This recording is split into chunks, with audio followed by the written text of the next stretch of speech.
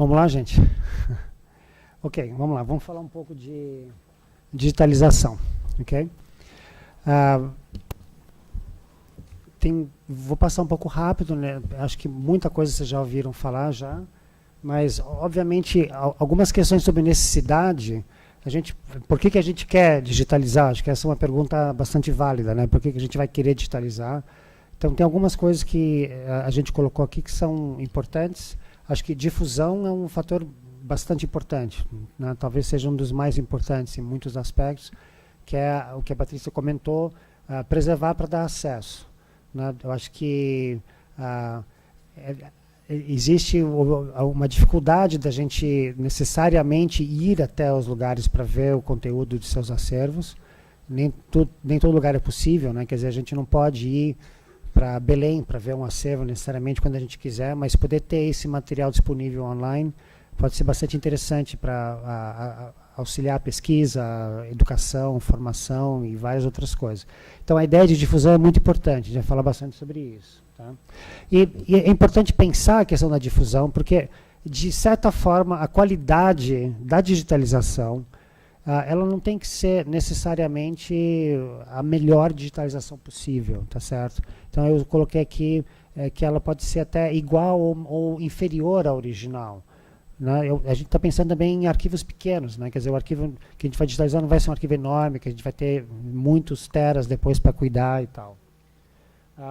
Obviamente, acesso, disseminar essa informação. Obviamente, isso tem um valor para a preservação, porque a partir do momento que você tem material digitalizado, as pessoas não necessariamente ou vão diminuir o acesso a ver o material original.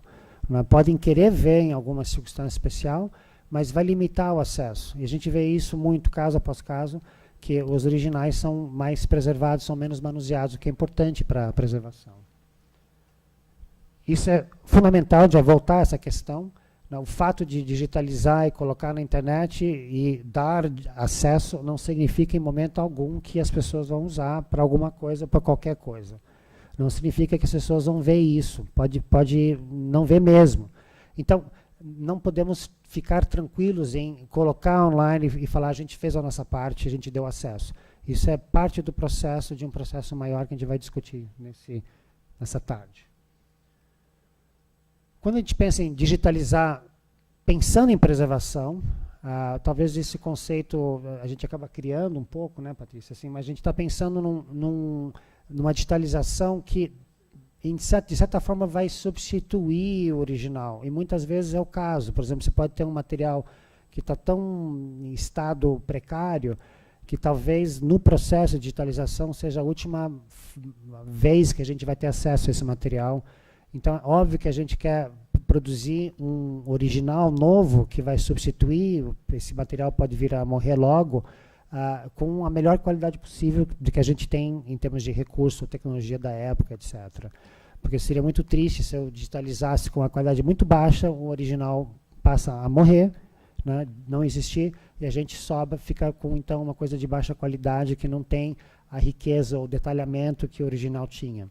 Então, acho que isso é um conceito importante, da gente pensar nessa diferenciação, porque nem tudo tem que ter digitalização para preservação, né, de altíssima qualidade. Você tem uma coleção de livros que estão guardados, estão num arquivo climatizado, papel, a gente sabe por estudos, daqui a 100 anos vai estar lá, provavelmente um pouquinho pior, mas vai estar lá. Não tem que fazer uma digitalização necessariamente da melhor né, a qualidade. Então, isso são discussões. Alguém pode dizer, mas pode pegar fogo, a coleção inteira, então vamos digitalizar tudo na melhor. Então, pode ser, mas tem que avaliar quem que vai bancar isso, né, a médio e longo prazo. Tem perdas. É sempre importante entender isso. No processo de digitalização, a gente cria uma nova versão, não tem jeito. Nunca é exatamente igual ao original. Né? Por mais que seja igual em termos de resolução, em termos de cor, se a gente tiver um sistema de gerenciamento de cor super afinado e a cor está exatamente igual ao original, a gente não está copiando textura, a gente não está copiando cheiro, várias sensações do original a gente vai perder. A gente, na transcrição, não consegue ter toda essa informação. Então, assim, tem perda, a gente tem que saber disso e, de alguma forma, viver em paz com isso, porque nesse processo de transcrição, a gente acaba tendo uma coisa que seria um facsímile, não? Um novo digital, mas não necessariamente exatamente igual ao original. Óbvio que quando a gente pensa em digitalizar essa resolução, a gente está falando em resoluções maiores, arquivos maiores que vão ter custos de manutenção muito elevados em relação a arquivos bem menores. Então isso é uma coisa que tem que estar já sendo mapeado quando a gente começa a pensar em digitalização, ou um projeto de digitalização, porque não pode pirar na maionese, achar que eu vou digitalizar de um jeito e depois que começou a descobrir que precisa de, sei lá, 15 milhões de reais para criar um lugar para guardar aquilo. Então, isso tem que saber antes, né? De repente, você não tem os 15 milhões. Né? Guardar e depois tantos milhões por ano para manter. Né? E quando a gente pensa, né, tem uma vantagem, é claro que se eu digitalizo para preservação e faço um arquivo de altíssima qualidade, eu posso gerar arquivos menores para difusão. Perfeito. O contrário não é verdade. Eu não posso pegar um arquivo de difusão de uma resolução razoável, não muito incrível, etc., e gerar uma matriz de preservação. Então, a gente tem que pensar no equilíbrio disso. Né? E, obviamente, cada situação é diferente, não tem regra para isso. Né? Acho que a instituição vai ter que pensar como lidar com isso. Porque pode ser que certos grupos documentais ou coleções mereçam um tipo de trabalho e outras outro. Então, acho que é pensar essa dinâmica de uma forma inteligente, e racional e discutida com a instituição, com as diversas pessoas, chegar a uma decisão. E sempre pesando custo e benefício. Né? Acho que tem que botar na ponta do lápis, tem que ver números. Porque a gente vai ter que pensar em como sustentar isso a longo prazo. Né? Arquivo digital é complexo. A gente gera e depois a gente tem que cuidar. Ou a gente perde, tá certo? É uma questão de pensar se a gente vai querer realmente cuidar ou não, assumir, porque é um compromisso hoje eterno, por enquanto. A gente não tem nenhuma solução. A Patrícia comentou a expressão de armazenar e ignorar, que é um termo que se usa muito, que é store and ignore, do inglês, que tem muito a ver com acervos de livros, ou mesmo cinema. Você tem um filme em boa qualidade, põe no acervo climatizado, você deixa lá. Você não precisa ir lá todo dia ver, etc. O digital não é assim. A gente não pode armazenar e ignorar. A gente não pode pegar dados digitais, colocar em algum lugar e falar, está seguro ali, daqui a 10 anos eu vou lá. Não existe isso. Então, isso gera uma complexidade muito maior do que a gente tem vivido com as preservações de bens analógicos. A gente também digitaliza para migrar. Né? E a gente migra, a gente fala principalmente em fitas magnéticas, porque o universo de fitas magnéticas é um universo que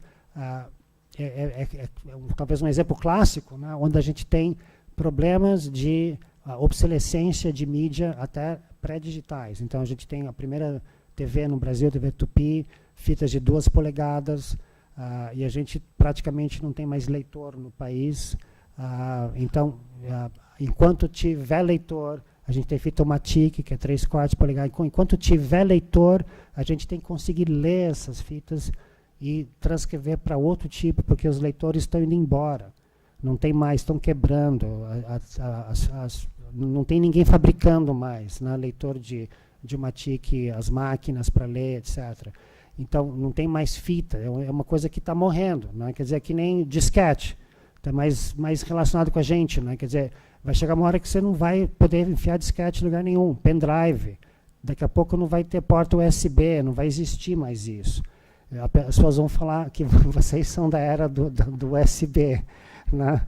Nós somos muito antigos. Né? A gente ainda fala, a gente usava isso. Talvez seja uma coisa ridícula daqui 10 anos, talvez menos, não sei.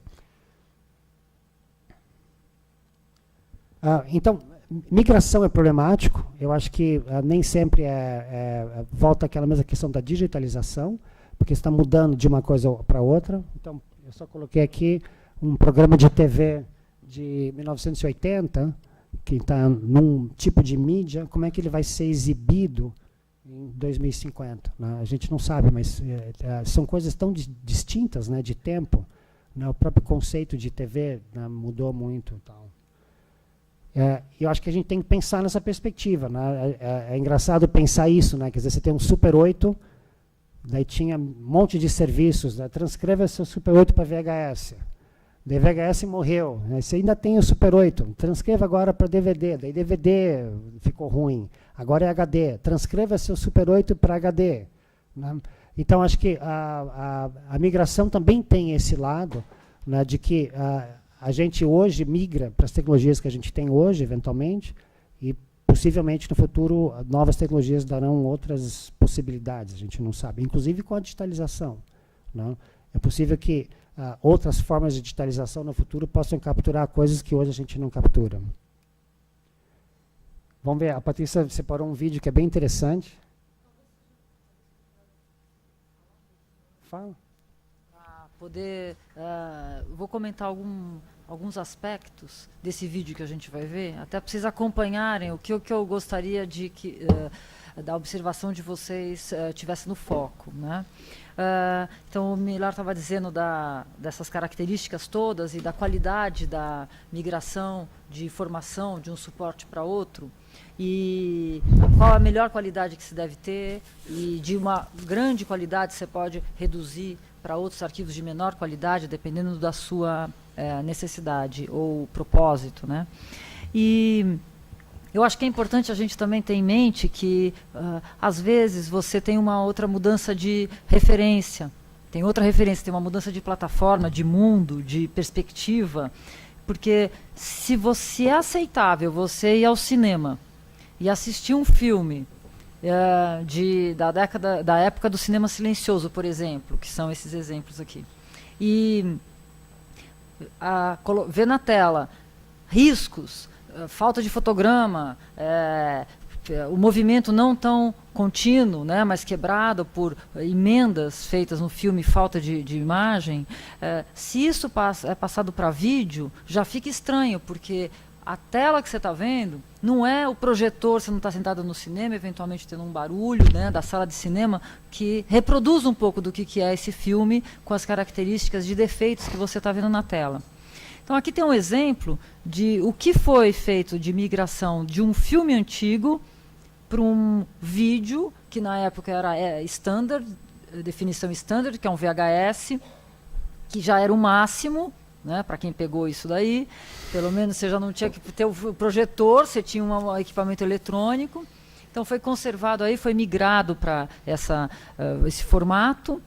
E hoje, se você incorpora isso daí num filme que hoje tudo é HD, a televisão já tem outro formato. Essa tela que a gente está vendo já é um pouco estranha, porque é quadrada, né? Hoje tudo é panorâmico, 16:9, enfim. Então, eu acho que também a gente tem que ter em mente o que significa trazer documentos, imagens fixas ou em movimento, áudio e tudo mais, com aquela característica de que foi produzida para hoje. O quanto que a digitalização vai afetar nisso e vai se comportar para melhorar, deformar, trazer mais defeitos ou resolver. Por exemplo, no áudio, às vezes você tenta resolver problemas e aquele áudio nunca foi bom. Por exemplo, do cinema brasileiro, já sempre nascia com muitos defeitos e a sala de cinema já era reproduzida com outro defeito. Mas então vamos ver aqui para entender que talvez essa imagem vista no cinema não incomodaria tanto. Aqui fica bastante estranho, porque está numa outra tecnologia e pelo meio passou por um formato que não é dela e nem é hoje nosso também. Opa! Voltar? Não. Aí.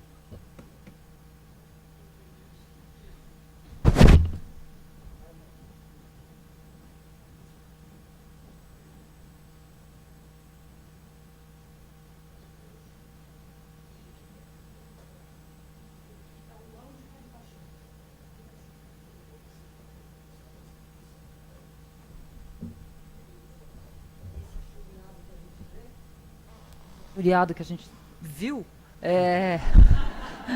ele é típico do VHS, é um vídeo que são os fotogramas são entrelaçados.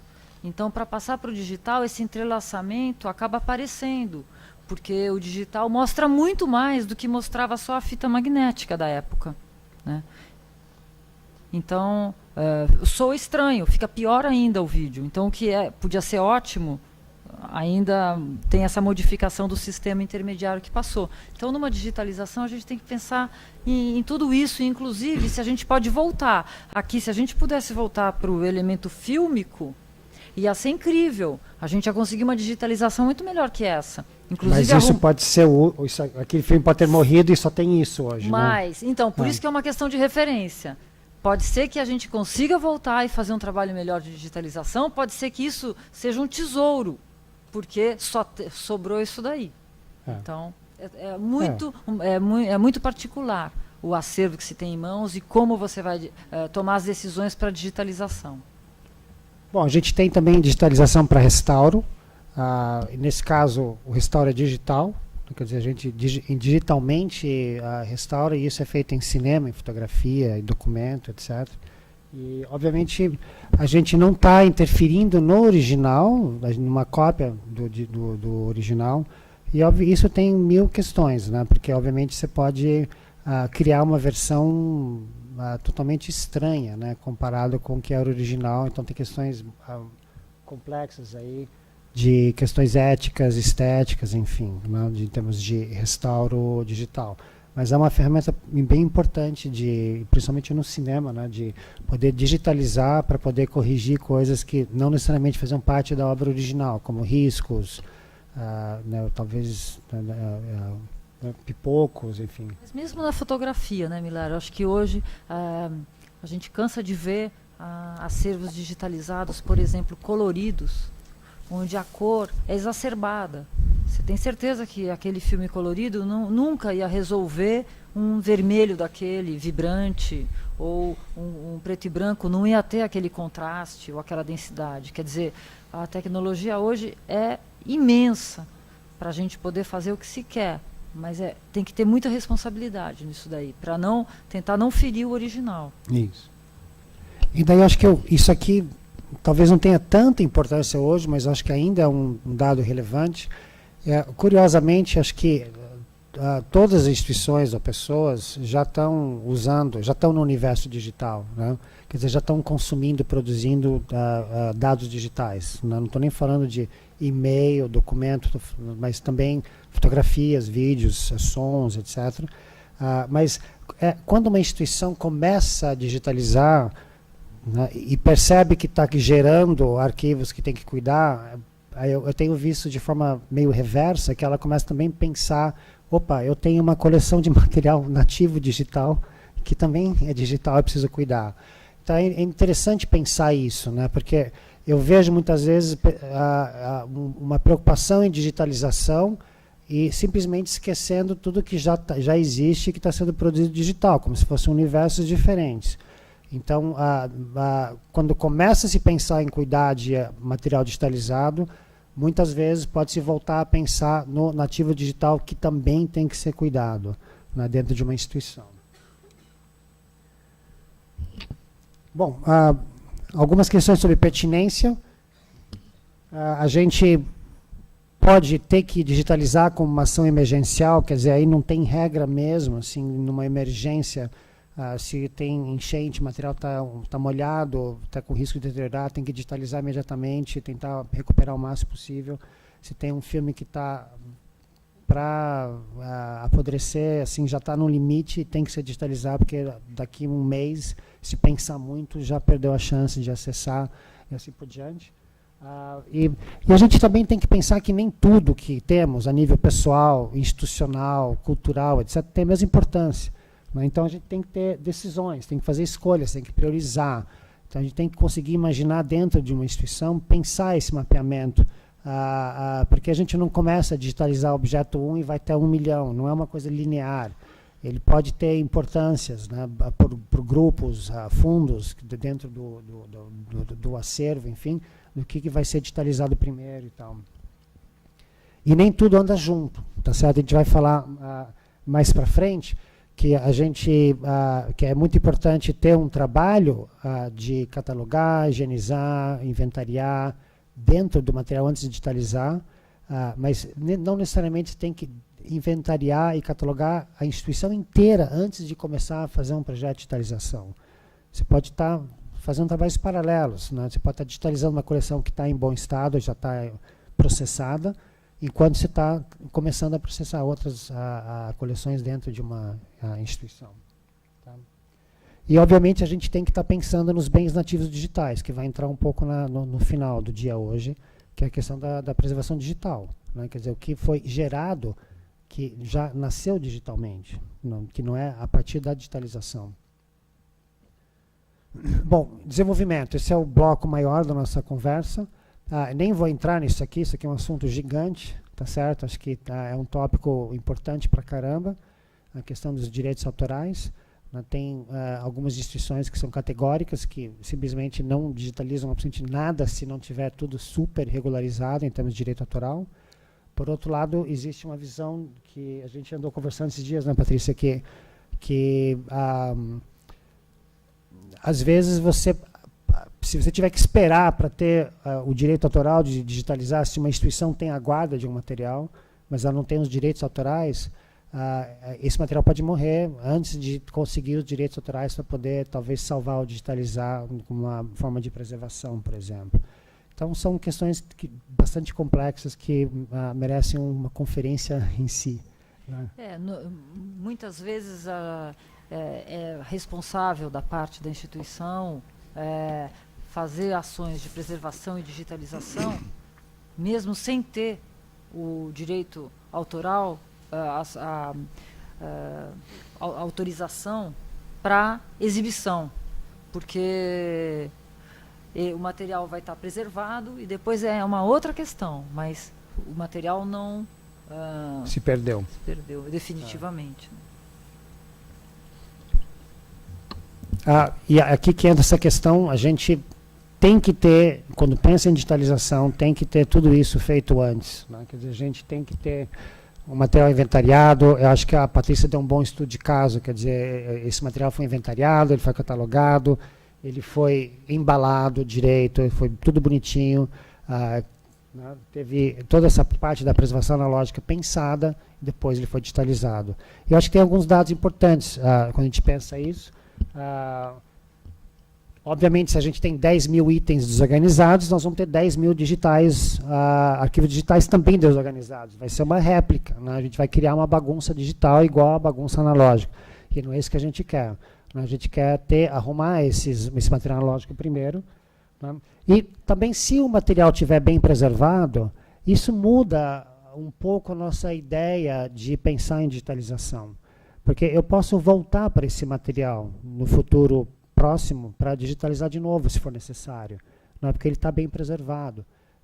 E isso é um conceito um pouco estranho, né? Tem gente que estranha ainda esse conceito de que, não, vou ter que fazer de novo, né? Mas digitalização não é necessariamente uma atividade final, nunca mais você vai ter que digitalizar, né? Quer dizer, se o material está em bom estado, você pode fazer uma digitalização para difusão, talvez, agora, por exemplo, e não vai gastar muito, vai ter arquivos de leves, você não vai gastar em guarda, armazenamento, tanto quanto se fosse um arquivo pesado, e vai cumprir uma função de difusão, talvez você possa usar para publicações, etc. E, eventualmente, se precisar de algo de muita resolução, você pode voltar e fazer algumas digitalizações de altíssima qualidade em 10 originais, para fazer 10 posters, por exemplo, sei lá, ou para um livro, enfim. Então, se está bem preservado, isso muda um pouco a nossa ideia da própria digitalização desse material. E uma coisa aqui, o último que acho que é importante falar, né, que os investimentos em preservação analógica, né, embalagem, climatização, são muito, muito menores do que a preservação digital, tá certo? São muito menores. Só que não tem a mesma visibilidade, né? Quer dizer, é muito mais charmoso, sei lá, fazer um evento onde você colocou na internet, não sei o quê, do que fazer um lançamento de uma sala de guarda, né? Você vai fazer uma festa, botar e vai cortar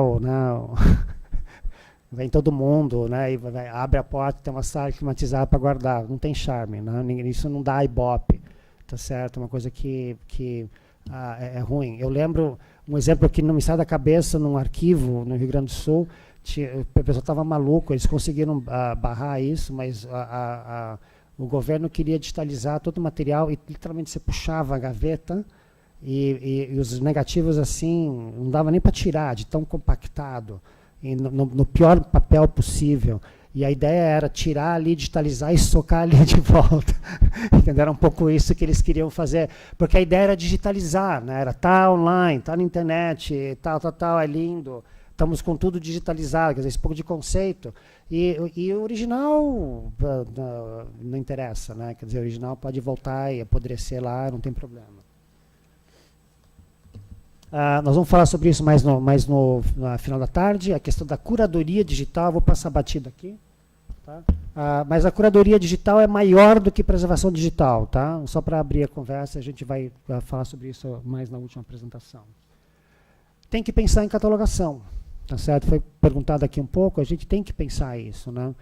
Eu li isso recentemente, faz um ano e pouco, eu gostei bastante, acho que vale a pena vocês olharem, eu acho que incluí nos documentos que eu passei para vocês, tem um documento sobre isso, que é o Mais Produto, Menos Processo, que são dois arquivistas que estão discutindo a questão de que historicamente, talvez até antes desse dilúvio que a gente vive de informação, as pessoas descreviam enormemente cada objeto, né, com muita informação. E na velocidade que a gente vive hoje, se for fazer isso, a gente vai ser, né, assim, vão ter bilhões de documentos caindo na nossa cabeça, a gente está lá descrevendo o documento número 30 ainda. Né? Então, eles pensaram e criaram um processo bastante interessante de catalogação. Então, acho que a gente tem que pensar isso. Né? E a ideia era que eu posso descrever de uma forma eficiente, mas minimamente contendo conteúdo importante para que as pessoas possam ter acesso. Porque se de repente tem um monte de informação que não foi processada, as pessoas não vão ter acesso a isso, não está catalogado. Então, da importância de conseguir catalogar de uma forma eficiente para poder disponibilizar o material para as pessoas terem acesso e, com o tempo, voltar e incrementar essa catalogação conforme a demanda, o período histórico, necessidade, enfim. Então, é um assunto interessante, enfim, de pensar. Aqui entram alguns conceitos, aqui, só estou jogando aqui, isso aqui é uma palestra bem resumida, tá, gente? Mas, obviamente, metadados é extremamente importante, né? Tem vários tipos, eu falei descritivos, que a gente faz, automatizados, que são gerados pela câmara, ou com o futuro vão ser gerados por outros sistemas, técnicos, que falam do próprio arquivo digital, estruturais, administrativos, copyright, onde que esses dados vão residir. Tá certo? Eu tenho sido um proponente de acreditar que, eu e outros, obviamente, acreditar que os dados devem existir dentro do arquivo digital, né? Quer dizer, os metadados têm que estar junto com o arquivo digital, né? E isso tem que estar dentro de um sistema de base de dados. Então, são coisas para a gente pensar. E a questão de poder exportar e importar esses metadados. Quer dizer, a ideia de exportar, eu posso exportar para uma base de dados, para um sistema que está na internet, eu posso importar essa comunicação dos dados que estão dentro dos arquivos digitais, tá certo? Porque se eventualmente o arquivo digital ele sai fora desse ecossistema onde ele vive, ele também carrega consigo todas as suas informações. Né? O que ele é, de onde ele veio, qual que é a coleção, em quem que fez, o que representa, e assim por diante. Tá? Então, esse é um assunto enorme, obviamente, sobre metadados. Duas coisas que eu coloquei aqui, que eu acho que está surgindo agora com bastante importância. Eu acho que eu pessoalmente, tenho que estudar muito isso, não é uma área que eu estou super familiarizado, tranquilizado, não conheço nenhum projeto onde a gente está desenvolvendo isso, que é o Linked Open Data e o que a gente chama em inglês IIIF, IEEF, que é esse... ixi, saí.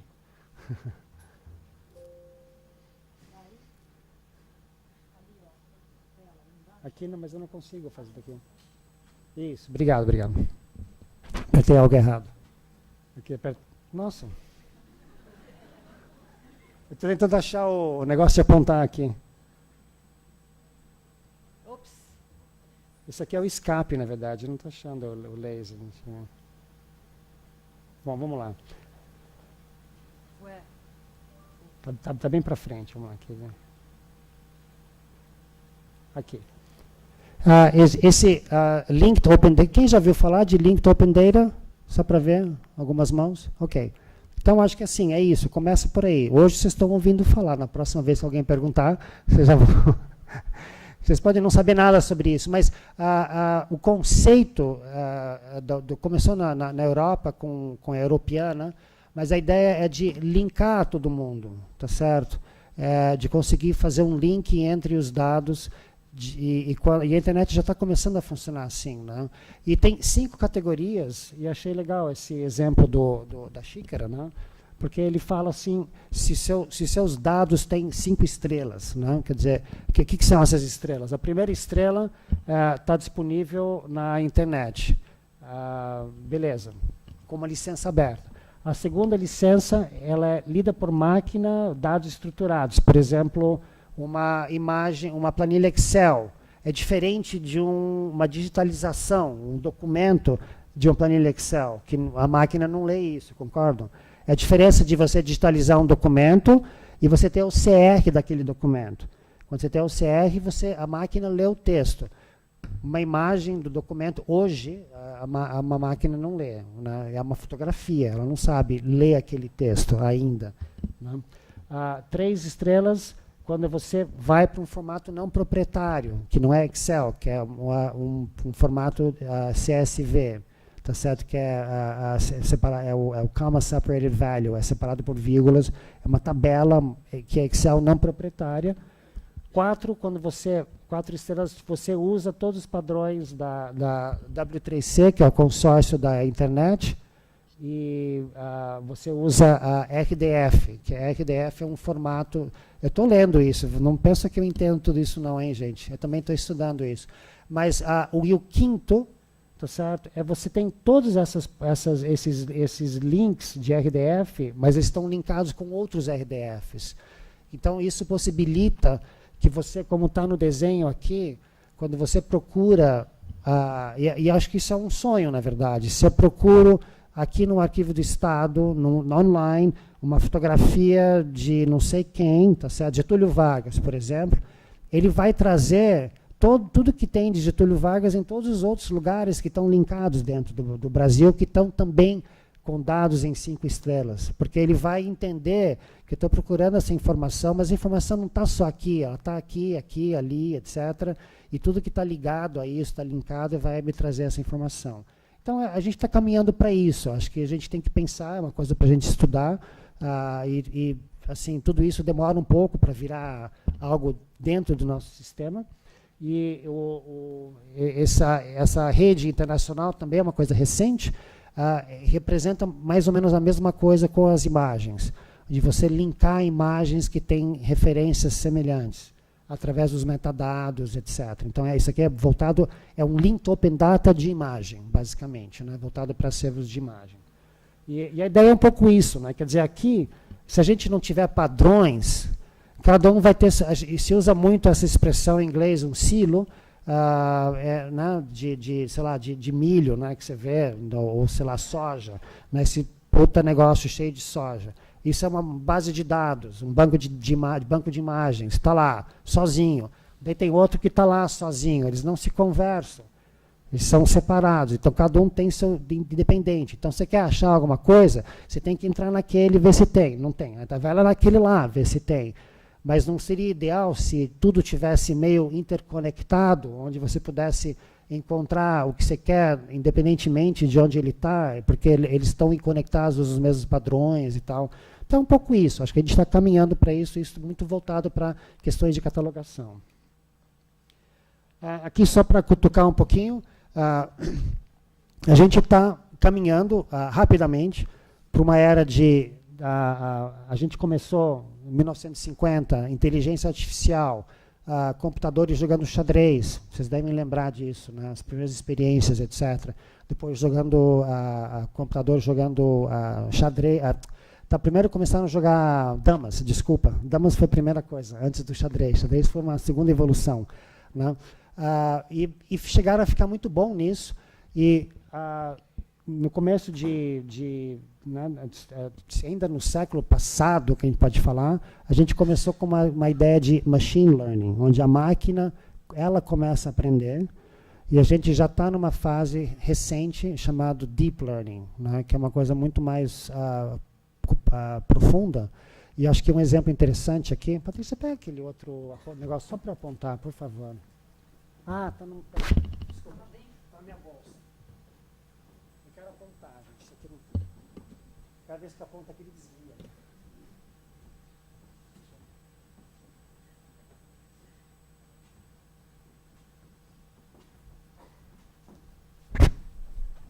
Ok. Então, isso aqui é um exemplo de a diferença entre machine learning e deep learning. Aqui tem um carro, tá? O carro é um exemplo de uma entrada, qualquer coisa que você alimenta para um sistema. Aqui tem um ser humano, uma pessoa, que na verdade está fazendo algum tipo de extração, né? Carro tem metal, tem não sei o que, brilhante, tem roda. Ele está descrevendo isso de alguma forma, classificando, e depois isso vai num sistema onde a máquina processa, e daí a máquina tem como olhar para isso e dizer que isso é ou não é um carro. Ok? A gente está numa fase que já cortou fora esse ser humano aqui, né? A gente pode, hoje, alimentar dados para um sistema e ele pode inferir já o que ele acha que é uma coisa ou outra e assim por diante. Então, isso está avançando rapidamente. Acho que se vocês tiverem interesse em ler, até... Eu sei que tem um pouco de ficção, às vezes, dá a impressão que tem ficção científica nisso, né? Mas é muito real, né? Acho que a última coisa que eu li, os maiores pensadores, que são poucos nessa área, acham que a gente vai passar o patamar da capacidade humana em 2040, 2050. A gente vai estar por aqui, provavelmente. Nós vamos vivenciar isso. Não sei o que significa isso, né? Acho que a gente tem que pensar um pouco. Mas uma coisa é certa, né? A gente não tem condições de processar nada, né, do que existe por aí, né? A gente sabe que tem não sei quantas trilhões de fotografias na internet. Numa palestra que eu dei, acho que demoraria 300 milhões de anos para a gente ver todas essas fotos, se a gente olhasse uma por segundo. Então, eu nunca vou conseguir ver esse material. Mas sistemas de inteligência artificial conseguem processar isso numa velocidade impensável, cada vez mais. Então, vão conseguir tomar decisões ou fazer coisas que a gente vai instruir ou não, porque vai chegar uma hora que esses sistemas vão se instruir também, porque eles têm uma certa independência, eles não são mais programas, tá certo? Que a gente programa para fazer isso. São sistemas que conseguem ter autonomia para tomar decisões, entender, fazer referência, baseado no que eles aprendem do que a gente ensina e assim por diante, né? Isso aqui é uma coisa muito preliminar, que a Google fez já faz um certo tempo. A Google alimentou uma coleção. Existe na internet isso para pesquisadores usarem. Eu não lembro o número, é um número absurdo de fotografias, milhões, enfim, sei lá. E alimentou essas fotografias e muitas delas já estavam catalogadas e ensinou o que é. Então, tudo que você está vendo aqui, tá certo? Essas legendas que você está vendo aqui embaixo não foram feitas por pessoas, foram feitas por esse sistema, tá certo? Foram geradas por um sistema. Então, aqui você tem uma manada de elefantes caminhando numa área seca de grama. Ele escreveu isso, o sistema escreveu isso, né? Não foi uma pessoa. Aqui está dizendo 2 cachorros brincam na grama. Né? E a primeira ele acertou. Aqui acertou. Aqui tem um erro, né? Não são 3 cachorros. Aqui fala 2 brincando na grama. Aqui fala um skatista, errou, né? Faz um truque numa rampa, quer dizer, tá, né? Enfim. E aqui uma geladeira cheia de comida e bebida, nada a ver. Isso está no começo, tá certo? Está no começo. Isso já está muito avançado já e vai ficar cada vez mais avançado. Eu levei um susto. Vocês têm usado o Google Translate? Tá? Eu tinha que traduzir um texto outro dia, eu estava realmente assim, ai meu Deus, eu joguei no Google Translate, eu levei um choque, tá certo? Eu literalmente não precisaria ter feito nada no texto. Ele estava bom, não estava excelente, ele estava muito bom. Eu troquei algumas coisas, reescrevi, tal, ele estava muito bom. Então, é chocante, isso 5 anos atrás era horrível, né? 10 anos atrás era impensável. Então, se a gente está num movimento muito rápido nessa área de desenvolvimento, a gente vai ver muita coisa mudando. E isso é importante, porque, claro, eu sei que, por exemplo, sei lá, essa fotografia aqui, esse cachorro pode ser um cachorro que teve câncer e perdeu, e essa foto tem muita importância para mim. Que sistema vai poder descrever isso? Eu não sei. Né? Então, são coisas que a gente não entende ainda a complexidade, até que ponto que essas tecnologias vão funcionar ou não, mas podem ser muito importantes se tentar trabalhar junto com a gente para poder navegar esse universo. Oh. Então, em metadados, obviamente, a Jen Riley, que é uma americana que trabalha nessa área, fez esse estudo, está na internet, vocês podem baixar. Aliás, acho que eu incluí naquele pacote. Eu acho muito legal porque ela fala de mais de 100 padrões de metadados. E a única razão de colocar isso aqui é para mostrar para vocês que talvez não seja tão importante o padrão que você usa de metadados, e a gente não entrar em brigas do meu padrão é melhor que o seu, né, coisa assim, mas que o mais importante é que isso seja interoperável e isso seja migrável. Quer dizer, qualquer padrão que eu use o sistema, que ele possa conversar com outros sistemas e que eu possa, em algum momento, se eu precisar, migrar isso para outra coisa, porque nada é permanente. Tá certo? Um dia alguém vai olhar para isso, não sei o que eles vão achar, né? De pensar que a gente tinha todos esses padrões de metadados. Eu não sei onde a gente vai, né, em relação a isso, se a gente vai consolidar ou não, se vão ter mais, enfim, como que a gente vai lidar com isso. Mas o mais importante aqui é a questão de poder interoperar esses padrões de metadados um com o outro, para a gente não ter que refazer tudo de novo, por exemplo. Em desenvolvimento, a gente tem que ter um sistema de gerenciar esses bens digitais, poder administrar, colocar na internet, etc. E aqui é um slide só, isso também é um negócio enorme, daria para falar uma tarde só sobre isso. A gente tem sistemas abertos, sistemas proprietários, sistemas que a gente desenvolve. Então, enfim, se alguém tiver perguntas, depois a gente pode falar um pouco mais sobre isso. E fora o sistema, a gente tem que pensar também na equipe técnica, né? Exato. Das pessoas trabalhando na instituição e como se relaciona com cada departamento. Porque, às vezes, um departamento mais de pós-produção precisa da TI de uma agilidade diferente de um departamento da digitalização de bens raros, enfim. Então, a TI acaba sendo um departamento que tem passa por todos os departamentos, né? E transversal, como se diz, e eu acho que tem que saber comunicar. Isso é um mérito. Quem consegue fazer com que os outros profissionais que não são da sua área te entendam, né? Para poder traduzir isso. Isso é a coisa mais fundamental que tem.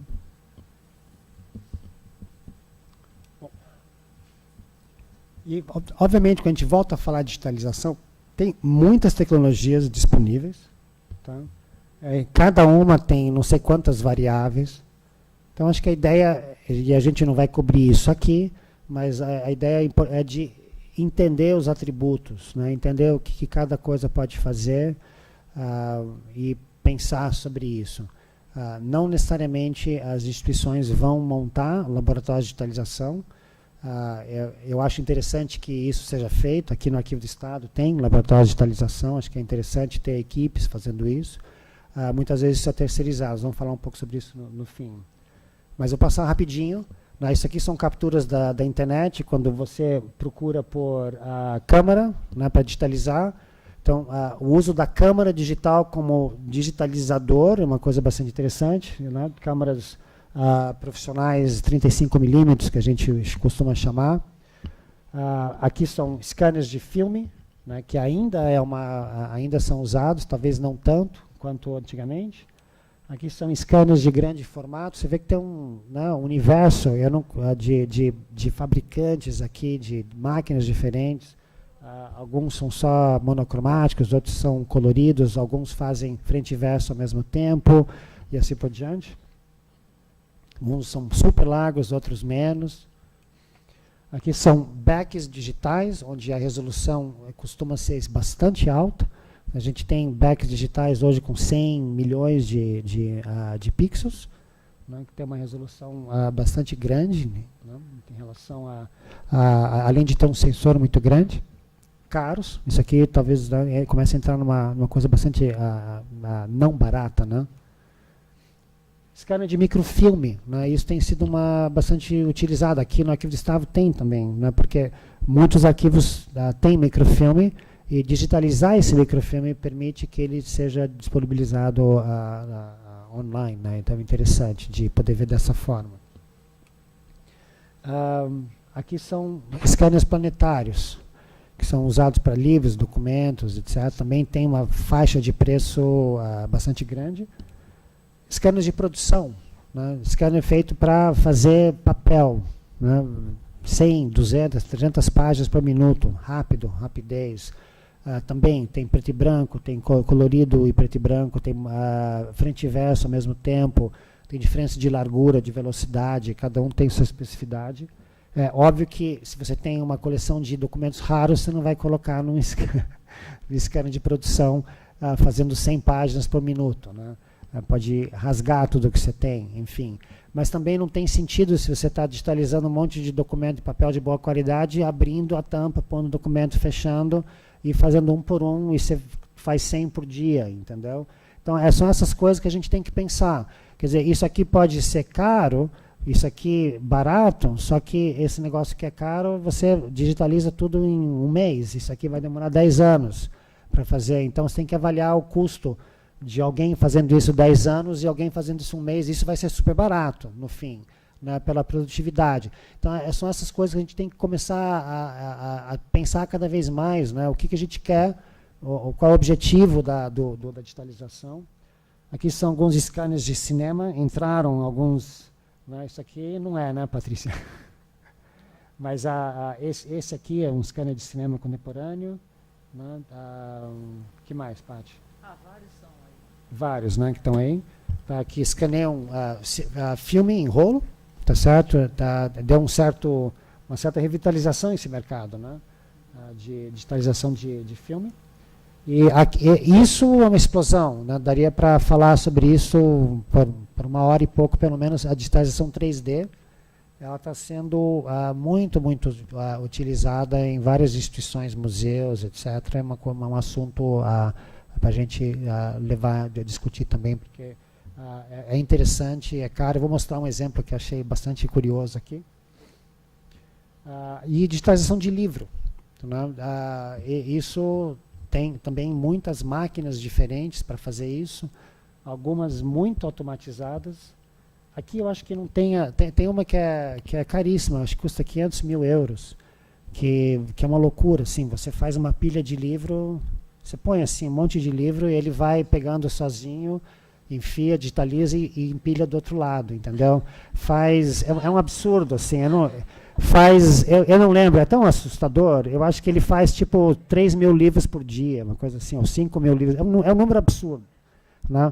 A máquina é caríssima, só que é incrível a produtividade de uma máquina dessas, né? Se ela faz 4, 5 mil livros por dia, né, você digitaliza a coleção inteira num mês, entendeu? Tudo...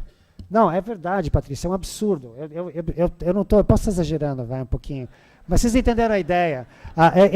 É um negócio assustador, tá certo? Né? Você imagina alguém pegando um livro e virando, botando no scanner, assim, né? Tipo, depois de um mês, fiz um livro. Né? Enfim.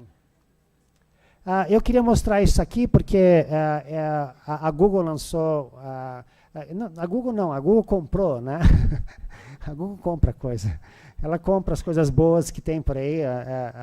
O desenvolvimento, o próprio DeepMind, que era uma empresa inglesa, a Google comprou para desenvolver o Deep Learning deles, né? Então eles vão comprando o que tem de bom por aí, e tem dinheiro e vão adquirindo. Mas esses caras desenvolveram uma coisa super curiosa. Eu vou explicar porque depois vocês veem o vídeo, é super rápido. E você pode abaixar, isso é gratuito, acho que vale a pena, tem para Android e para iPhone. Quando você pega a maioria das fotografias, e eu não pus o vídeo inteiro aqui, tá, gente? Mas vale a pena ver o vídeo, é curioso, né? Tem uns 3 minutos. Muitas fotos coloridas são brilhantes. E quando você fotografa com o celular, tem brilho, não tem jeito, né? Então, o que a gente faz para não ver brilho? A gente pega a fotografia, a gente olha de lado, assim, né? E a gente tira o brilho. Então, na verdade, eles fizeram um algoritmo em que você fotografa a foto uma vez e ele depois mostra 4 cantos, 4 bolas, você alinha o celular com as 4 bolas, ele clica 4 vezes automaticamente, a hora que você encosta na bola, e daí em seguida ele junta essas 4 fotos e te produz uma foto sem brilho nenhum. 0 de brilho. E eu já fiz umas fotos, por exemplo, com foto atrás de vidro que tem brilho, não tem brilho. O resultado é sem brilho, ele digitaliza e se você tiver Google Fotos, vai direto para Google Fotos. Tá certo? Então, assim, é curioso pensar isso, porque isso pode ser uma ferramenta muito interessante de digitalização, né? Para instituições que estão interessadas em produzir material que vai online. É de extremamente baixo custo, a qualidade é boa, mas não é nada, não é para preservação, tá certo? Mas é legal. Pode, por favor, tocar esse vídeo aqui, please?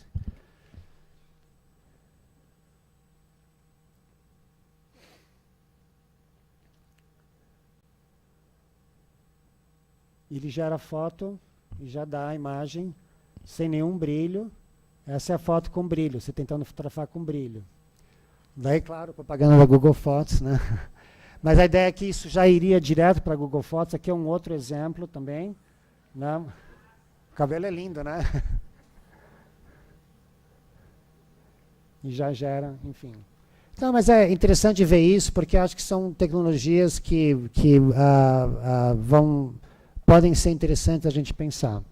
Essa outra, só um pouquinho aqui, esse outro exemplo é um pessoal, se você procurar Guerrilla Scanning, né, esses 2 caras aqui estão fazendo uma coisa bastante interessante, um scanner 3D de boa qualidade, tá certo? Assim, também é um universo gigante, gigante mesmo, tá? De digitalização em 3D. Mas um que tem uma qualidade legal, que muitas instituições estão usando, custa $100 mil, tá certo? Fora do Brasil, né? Aqui vai custar vezes 4, né? Vai ser lá R$500 mil, enfim. Então, é caríssimo, né, fazer isso. Esses caras estão fazendo a digitalização 3D. Deixa eu mostrar para vocês primeiro. Pode tocar, por favor. Isso aqui é um vídeo, né? Vocês podem olhar. Opa, volta um pouquinho. O anterior. Não. Aqui. Aqui, pô, aqui. Isso. Então, eu simplesmente estou mexendo o mouse aqui, mostrando para vocês. Isso é a cabeça do Buda, do ano, está no Museu de Arte de Cleveland, do ano 400, eu acho. É um objeto da Índia. Vocês podem ver que não tem uma super resolução, acho que dá para ver daí, né? Tá certo? Isso foi feito com o iPhone. Tá? Então, literalmente, eles foram no museu, fotografaram esse objeto, são 3 planos. Você dá a volta no objeto, são mais ou menos 130 fotos, né, tipo, sei lá, 40, você faz a volta, daí faz de um plano médio e um plano mais inferior, pega isso, joga num software chamado Sketchfab, que custa $200 mais ou menos, tem vários softwares de fotogrametria que são acessíveis e gera uma imagem tridimensional, tá certo? Então, assim, é interessante pensar isso, né? Quer dizer, você não precisa de $100 mil para fazer 3D. Para que você quer fazer 3D? Para primeira começo da conversa. Para quê? Porque é interativo, todo mundo fica lá, fica girando, que legal. Não sei o quê. Tem que pensar isso. Mas se você quer fazer 3D, não necessariamente você tem que gastar essa fortuna. Você pode pensar em formas de fazer isso. Vamos para outro exemplo. Aqui, por favor. Peraí, segura um pouquinho. Deixa eu só explicar isso aqui. Esse site é o DIY, isso é uma palavra em inglês, a americana adora acrônimo, né? Do it yourself, faça você mesmo. Tá? É cheio de coisa assim, que faça você mesmo. Né? Um avião que faça você mesmo. Você compra uma caixa, monta tudo, você tem um avião. Aqui é um scanner. Esse cara começou a pensar em fazer scanner de livro que fosse barato. Ele está muito ligado com o pessoal da Internet Archive, que são pessoas meio guerrilha, assim, né, de tipo hacker, open source, etc. E ele queria criar uma coisa muito simples. Porque scanner de livro, gente, vocês já viram o preço de scanner de livro? Entendeu? Tem coisa que começa em 100 mil dólares. Né? E tem coisa barata que custa 30 mil dólares, fora do Brasil, enfim. Então é caro. Né? E ele queria fazer uma coisa interessante que pudesse servir para as comunidades que não têm esses recursos. Quem tem esses recursos, tá certo, para comprar isso? E daí ele começou aqui, eu vou passar primeiro ao histórico. Você pode ver o tipo de engenhoca que o cara começou a fazer com livro, madeira, não sei o quê. Eu vou passar rapidamente, pode ir no site e ver, e depois vai acabar na versão final. Vamos lá, por favor.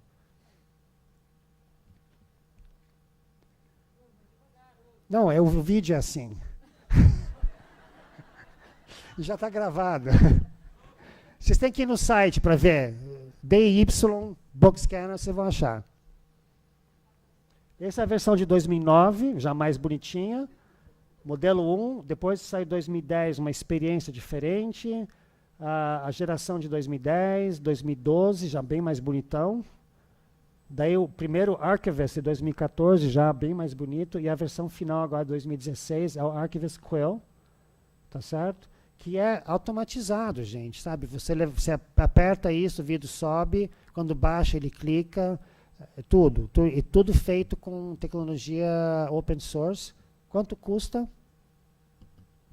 o kit completo? Você tem que montar. Sim, gente, pô, não tem graça, né? Vem com manual de instruções. Quanto custa em dólar isso? Os caras são da Califórnia. 5 mil? Quem dá mais? Menos? 1.000? $1.600. É bem acessível, né? Ficar para nós, assim, para uma coisa desse tipo. Ok. Tem que montar.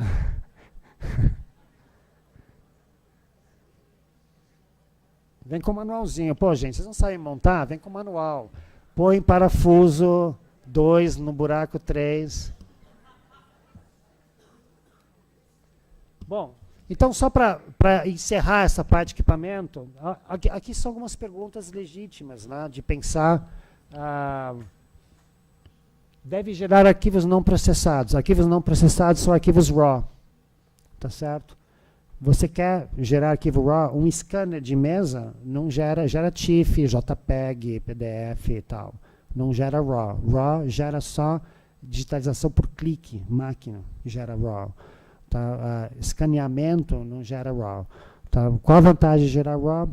É uma discussão, mas o RAW, em alguns casos, muita gente tem pensado que o RAW, por ser um arquivo não processado, pode ser convertido para DNG, que é um arquivo aberto, e menor do que um TIFF, tá certo? Que pode gerar um TIFF depois, a qualquer momento, e você guarda arquivos menores e pode gerar JPEG para difusão e só. E você economiza muito em termos de armazenamento, tá certo? Por exemplo, um RAW de uma máquina de 21 milhões de pixels tem 20 megabytes. Tá certo? Um TIFF de 8 bits tem 60 megabytes e um TIFF de 16 tem 120 megabytes. Então, você prefere guardar 20 megabytes ou guardar um TIFF de 16 bits? Que é, sabe, 6 vezes maior.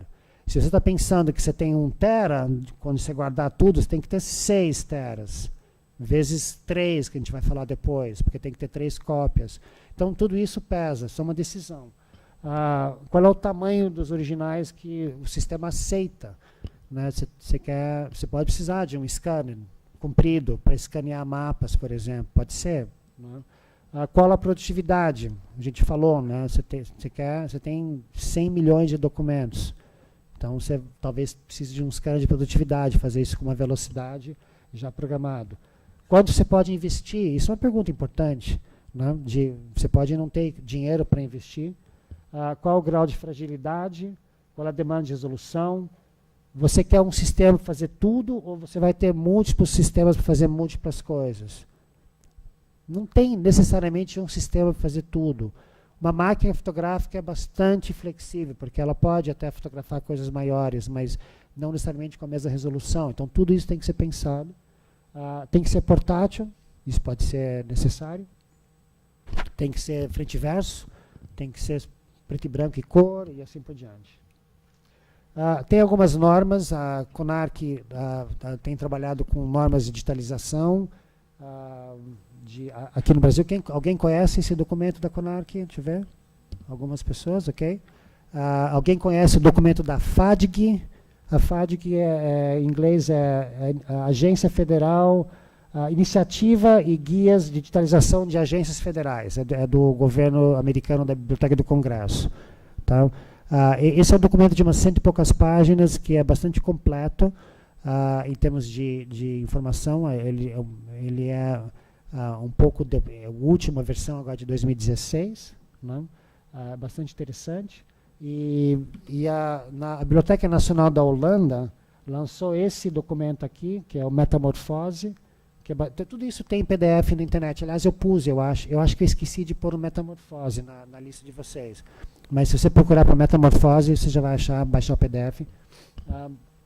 São documentos que determinam padrões técnicos. E uma das coisas bastante interessantes desse último documento, eu coloquei ali em cima, Metamorfose Light e Extra Light, e eu gostei dessa divisão, é que eles determinam 3 categorias, né, de digitalização que são diferentes dependendo do que você vai fazer. E faz sentido. Você vai digitalizar uma obra de arte, por exemplo, né, gerar um simulacro digital, a cor, o gerenciamento de cor tem que ser super fiel ao original. Né? Você vai digitalizar um jornal, tá certo? A cor pode estar ok. Né? Ou um livro, se a cor tem alguns padrões, o próprio FADG considera aceitável digitalizar um livro monocromático. E isso é uma discussão, tá certo? Porque o livro é papel tem cor, ele não é branco, ele não é incolor.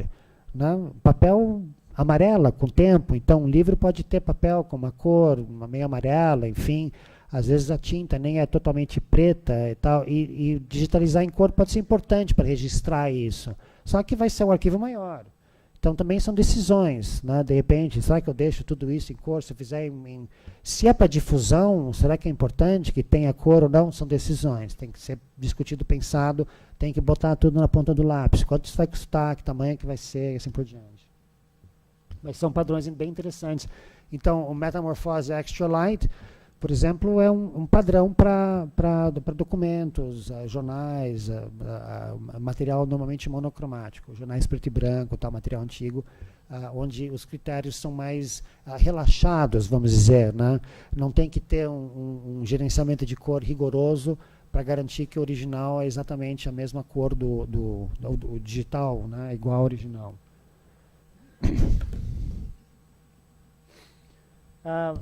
Acho que é legal pensar em ver testes. Acho que é legal, a gente tem que trabalhar mais com isso, acho que no Brasil principalmente. Né? Comparar, fazer testes, estudar os testes, entender os testes. Porque às vezes as vantagens não são tão grandes quanto elas parecem ser, ou são vendidas como sendo melhor. Né? Então acho que é legal a gente ver. Né? Aqui foi um trabalho que foi feito na Cinemateca Brasileira, um livro do Fernando Duarte. O PDF está disponível na internet, Patrícia, esse livro? Não. Tem um estudo de caso, e aqui está um pouco difícil de ler para quem está lá atrás, mas foi uma comparação entre uma câmera 5D da Canon com um scanner de filme Nikon 9000. Tá certo? O Nikon 9000 é um bom scanner de filme. Ele, na verdade, gera um arquivo maior, com mais resolução, que a Canon, tá certo? Só que o Nikon 9000 gera um arquivo de 8 bits, não é nem 6 bits, 230 megabytes, dá uma impressão a 300 de 7,5 por 7,5 centímetros, tá? 75 por 75 aproximadamente. A câmera gera uma máquina, a 300, uma imagem de 48 por 32, é menor, tá certo? Mas 30 por 40, é um bom tamanho, né? Para você gerar. E esse arquivo tem 21 megabytes, o RAW. Você guarda um RAW de 21 ou guarda um TIFF de 230. A gente comparou a diferença de qualidade, fez impressões e tudo, e chegamos à conclusão de que isso aqui produzia 70 por hora, isso aqui fazia 10 por hora. Outro fator de produtividade. A câmera era muito mais produtiva que o scanner. O scanner não dá para escanear em tanta velocidade assim do que a câmera produz. Então são questões. O scanner é melhor? Sim, ele é melhor. Né? Nesse caso, ele daria uma qualidade melhor. Mas, para o projeto, eu acho que foi super correto usar a câmera para gerar essas imagens. Bom, obviamente, a questão da terceirização ou não, isso é um debate que acho que é grande. Eu acho que depende muito. Eu acho que se eu diria, pessoalmente, que se a instituição tem material para digitalizar continuamente, vale a pena investir em ter equipe para fazer isso. E a gente vê isso cada vez mais, tá certo? As instituições e museus fora do Brasil, todas praticamente, médias e grandes, têm departamentos de digitalização de fotografia com equipe, com equipamento, e obviamente que isso traz um aprendizado para a instituição, né? A instituição ganha com isso também. É claro que se você tem que digitalizar, sei lá, 10 mil objetos e nunca mais vai ter objeto, é só aquilo, talvez não compense, talvez seja mais interessante terceirizar, né? Enfim. Então são discussões, né? Acho que, mas tem que levar em consideração a questão da obsolescência. Isso é fundamental, e também a ideia do retorno sobre investimento, porque essas tecnologias são muito rápidas em termos de defasagem. Tá certo? Então, por exemplo, você compra equipamento hoje, que pode ser extremamente bom, daqui a 5 anos ele já não atende o que você precisa. Então tem que pensar muito isso, né? Que para quem vem da fotografia antiga, que a gente comprava uma máquina fotográfica que era assim, tipo, eu vou usar isso para o fim da minha vida, né? É um bem, tipo, né? Eu compro uma casa ou uma máquina Hasselblad, por exemplo, né? Aquilo dura para sempre. Isso não existe mais, né? Quer dizer, é como você achar que o celular que você tem no bolso, você vai né? Com quem que eu vou deixar quando eu morrer? Né? Quem vai herdar meu celular? Você não, né? Ele vai morrer antes de você. Então, é um pouco isso. Essas coisas são muito mutáveis. É importantíssimo entender isso, porque as empresas, principalmente as empresas, vão tentar vender. Acho que existe muito essa ideia de vender como uma solução permanente para sempre. Não é. Tá certo? É uma solução muito boa para agora, talvez os próximos 5 anos, talvez 10, talvez, se chegar a isso. Entendeu? Então, o investimento tem que se pagar. Tá certo? Se você vai gastar 500 mil euros numa máquina para digitar esse livro, ele tem que funcionar que nem louco para se pagar rapidamente em 5 anos. Porque talvez isso seja sucata já em 5 anos. Né? Talvez a empresa não exista mais, talvez não tenha mais suporte, ou o software, não sei o quê, enfim. E são coisas desse tipo, né, que a gente vivencia. Então, isso é uma coisa bastante importante. Então, voltando, a gente falou de coisas assim, eu gosto de pensar isso porque acho que é complexo. Né? O barato pode sair caro. Né? Um exemplo bobo, alguém estava tentando vender um back digital da Hasselblad que custava $100 mil para uma biblioteca que tinha livros em ótimo estado para digitalizar, para botar na internet. Tá certo? Isso não é barato, desculpa. Isso é o caro, pode ser. Isso é o contrário, desculpa. Vamos começar de novo. O barato... Acho que é isso, porque o back pode ser uma ocasião de compra para o back, mas para o serviço que ele vai fazer, é caríssimo. Até eu fico confuso quando eu leio isso. Mas é um pouco isso. A gente falou, esse negócio de 500 mil euros é caro, mas ele pode sair barato.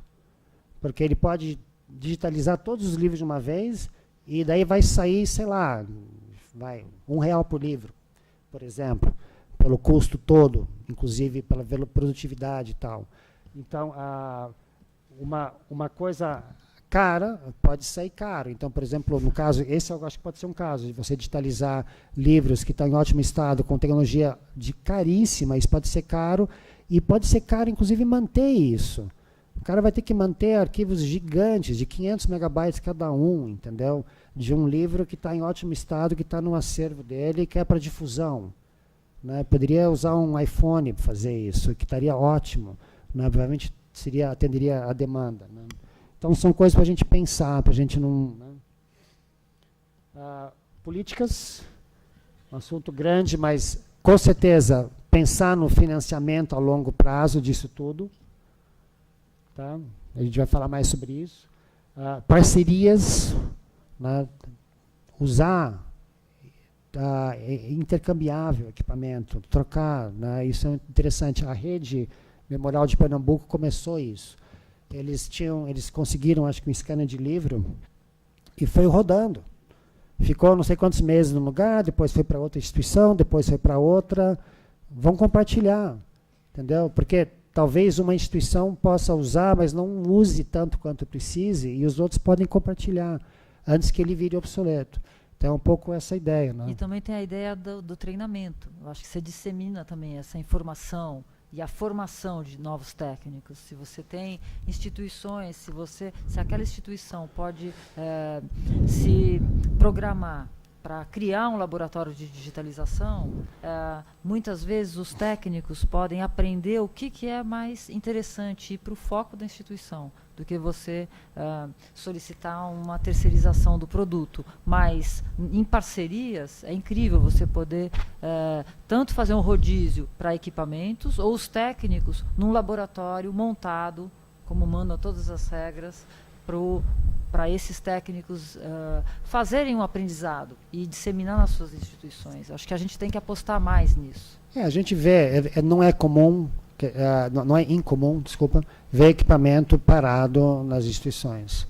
Podia ser utilizado por outras instituições. Então, assim, não necessariamente, como a Patrícia falou, não necessariamente mover equipamento, mas ter o conceito de um laboratório que possa ser acessado por mais gente. Né, ter um compartilhamento de tecnologia, né, acho que são coisas que a gente tem que pensar mais, né, porque essas coisas são caras, bons equipamentos são caros e também eles não são eternos, né, então eles vão para sucata rápido também, né. Transformar projetos em programas, acho que é uma das grandes dificuldades que a gente tem nesse país. A gente trabalha muito com projeto, quando acaba o dinheiro do projeto, tudo fica meio, né, todo mundo vai embora, fica uma pessoa cuidando, a coisa não se institucionaliza, né, então a gente tem que, isso tem que ser quase que um departamento, uma função, uma carreira, enfim, tem que ter programas, né, e isso vem a encalhar com a política, né, tem que ter uma política de digitalização, e isso vai estar ligado se isso vai ter um dinheiro anual para isso da instituição, dedicado para isso, se vai ter um programa dentro da instituição de digitalização.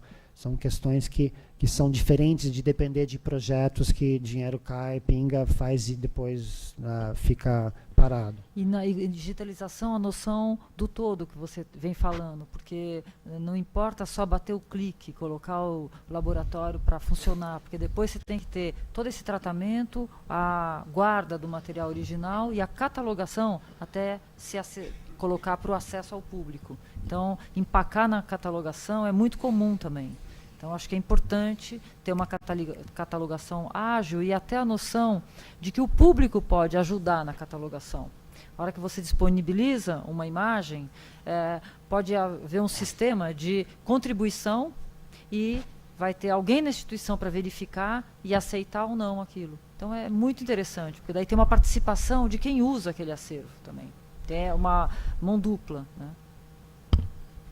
Eu acho que tem um conceito que a gente abordou hoje, a questão da digitalização temporária. Eu acho que é um conceito legal de pensar, que não necessariamente a digitalização é definitiva, ela pode ser boa para agora, ela é temporária.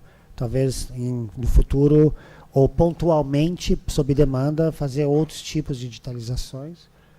E acho que a política de digitalização entra também na questão da estabilidade institucional, né? Que é uma coisa que é difícil também no nosso país, que a gente tem muitas mudanças institucionais, né? A gente viu no Arquivo Nacional, tira, põe o diretor por questões que o partido votou, põe. O partido não votou, tira. Né? Quer dizer, como é que uma instituição sobrevive com essa loucura institucional, onde não tem um direcionamento e uma prática que possa ser um mínimo de estabilidade para desenvolver programas que possam ser sustentáveis, né?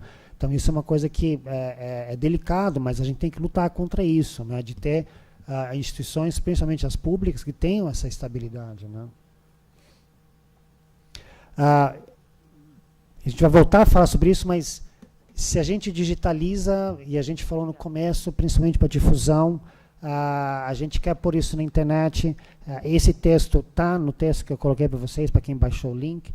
É um texto do Jonas Palm, que é diretor, não sei se ele continua, acho que ele está ainda, falei com alguém outro dia, Arquivo Nacional da Suécia, escreveu um texto ótimo, tem 18 páginas, e ele compara projetos de digitalização com a vida de estrelas. É ótimo esse texto. Tá? Aqui não dá para colocar tudo aqui, mas é mais ou menos assim que aqui, iniciativa, muita energia, né, financiamento, está começando a formar, o projeto está funcionando, executando, vai para a internet, já começa a morrer, né, que aqui o sol está aqui, né, já começa a ficar já uma fase, né, na internet, daqui a pouco aqui, qual que era o projeto mesmo? Né, e daí aqui ele termina e aqui vai para um buraco negro, né, ele é tipo, suga, né, então ele faz essa analogia, porque tem um pouco isso, né? Quer dizer, sei lá, faz um livro, lança na internet, não sei o quê, faz um coquetel, uma exposição, tal, e depois, o que acontece com isso? Então, o problema disso é que isso requer gente, requer equipe, tem que ter gente de educação tentando usar isso, tem que ter gente de marketing, né? Difusão, tem que ter equipe. Isso não acontece sozinho, né? Tá certo? Não vai, simplesmente as pessoas vão vir que nem louco olhando na internet. Vocês sabem como é a internet, né? A concorrência de tantas trilhões de coisas para ver, né? Que tem na internet. Então, assim, para isso ter alguma função, a gente tem que ter política. Isso custa dinheiro. Então, dentro do conceito da digitalização, a gente não tem pensado nisso. A gente tem que ter isso dentro da proposta. E isso é um comprometimento. Isso é uma coisa a longo prazo. Você não mantém uma página web por 3 meses. Tá certo? Depois que acabou o projeto, não tem mais manutenção. Vai morrer. Não tem manutenção, vai ficar lá. Tem um monte de página assim que você entra, está lá. É a mesma página há 2 anos, não mudou nada. Né? Quer dizer, quem que vai lá ver coisa? Não vai. Né? Então, assim, tem que ser... Essa dinâmica é complicado pensar isso, mas é um pouco isso, sim. E só para fechar... tem que ter um fluxo, né? A gente vai falar um pouco depois de fluxo de trabalho, mas tem que desenhar isso, né? Quer dizer, como é que começa o projeto, né? Início, catalogação e projeto. Eu usei essa escada aqui porque são tantas etapas, né, de pensar, e eu poderia pensar, isso aqui claro que não é um fluxo completo, mas obviamente eu teria um inventário no material. Isso aqui segue muito o fluxo que você apresentou no seu estudo de caso, né, Patrícia? Quer dizer, foi feito inventário, daí higieniza, decide como vai armazenar, faz a catalogação, digitaliza, insere esses dados catalográficos nos metadados, processa o arquivo digital, verifica tudo, faz backup, insere isso num sistema. No caso foi um FileMaker Pro, que é uma base de dados, mas pode ser um sistema para a internet, disponibiliza, e daí a ideia de divulgar, de colocar isso na roda, enfim, de usar. Tá? Bom, é isso, vamos parar por aqui. Né? Daí agora a Patrícia vai mostrar um vídeo. A gente ainda tem, são 3 horas, a gente tem meia hora para café. Tá? Vamos lá, Patrícia, no seu vídeo. Bom, agora eu convido vocês a apertar os cintos e nós vamos fazer um pouso no planeta Terra. Depois da apresentação do Millar, a gente vai aterrissar na nossa dura realidade do cotidiano e entender como as pessoas sofrem e como as pessoas não têm... é uma parafernália o mundo digital. Então eu acho que a gente precisa, muito para esclarecer que a gente tem que ver que cada um está num nível de conhecimento e o que... eu não vou, vocês vão assistir ao vídeo, depois a gente conversa, mas foi um filme feito para ilustrar, então é uma mera ilustração. Aliás, é cheio de brilhos, não tem os 4 pontos que tiram os brilhos, e bastante amador, mas o que importa aqui é para a gente provocar uma discussão e até para esclarecer que o mundo é difícil e muita gente não entende nada do que está acontecendo nesse mundo digital. Vamos lá.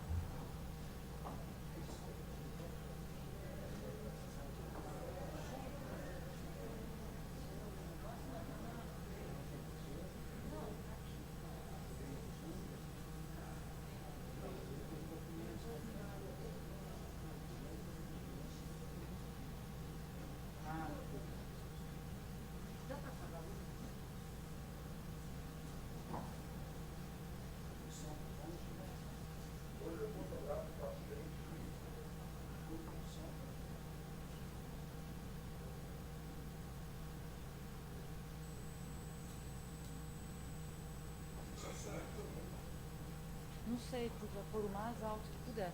Na verdade, só para poder entender um pouco, o que as pessoas respondem é... Espera só um pouquinho. Se as pessoas fotografam, como elas guardam, e se tem alguma preocupação com os backups, se é importante, se não é, enfim. A nossa preocupação do cotidiano mesmo.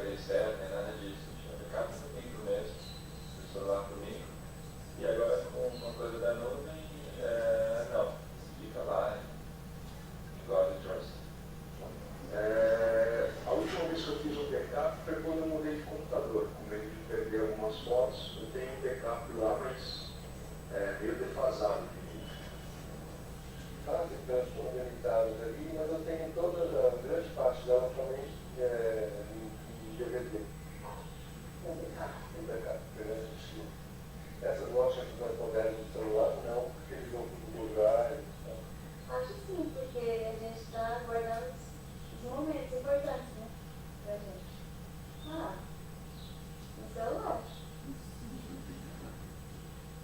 Aí eu gravo no cartão de memória, aí a gente, para onde a gente colocar o cartão de memória, vai estar lá.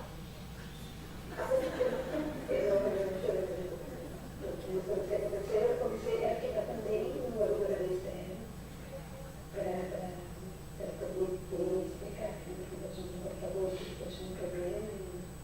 Mas enfim, isso nem é tanto um problema, porque você tem os negativos, você tem as fontes da onde que nós não temos também, tem uma disso.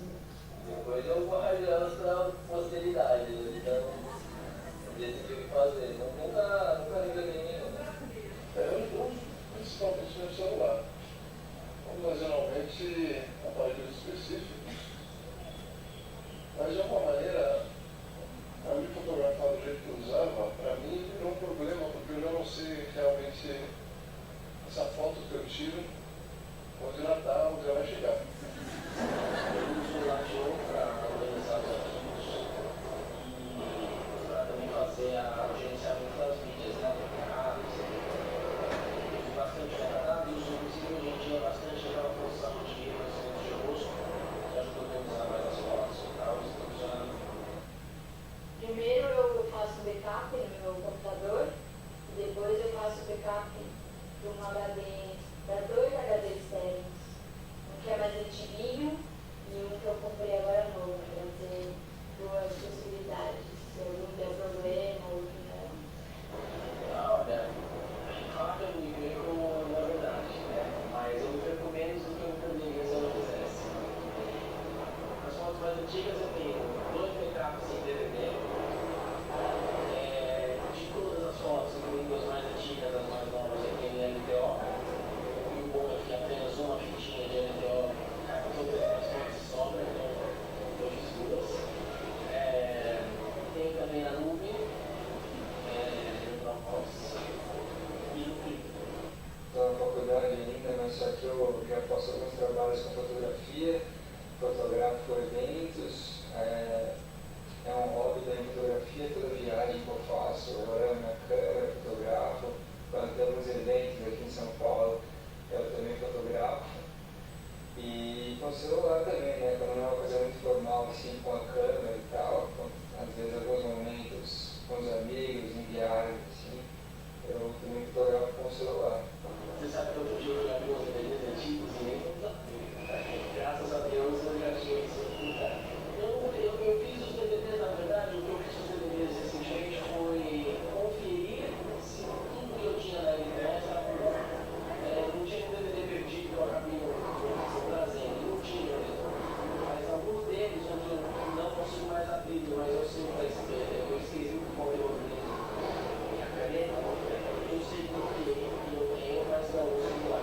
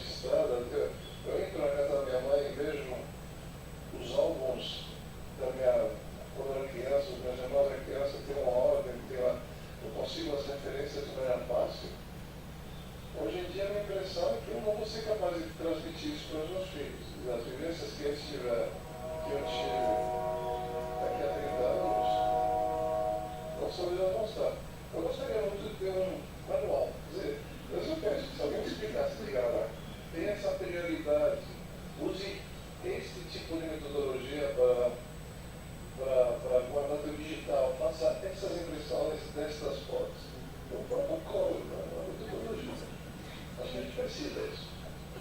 A gente também tem que aprender a avaliar e a qualificar com a qualidade de experiência. Acho que os programas hoje em dia a gente se aponta de tudo. Eu lembro que as fotos melhores que eu fiz foram aquelas que era diapositiva, porque era muito caro. Então você precisava medir realmente o que você fotografava. A qualidade da foto era muito. Eu faço backup, eu tenho todas as minhas fotos no meu computador, minhas fotos, meus vídeos, todos no meu computador, e eu faço backup para um HD que eu tenho, um HD bom, de 1 TB, e tudo que eu tenho está no meu computador e no meu HD. Mas se algum dia der pau no HD e roubar no meu computador, eu não vou querer mais nada. Eu só tenho um backup, que é no HD de 1 TB, esse HD de fato eu tenho. Mas se eu fosse guardar minhas fotos da posteridade, eu guardaria todas. Eu tiro foto com uns puta lugares bonitos, minha câmera é super boa, tem uma ótima qualidade, são fotos que eu gosto muito. E eu gostaria de guardar todas.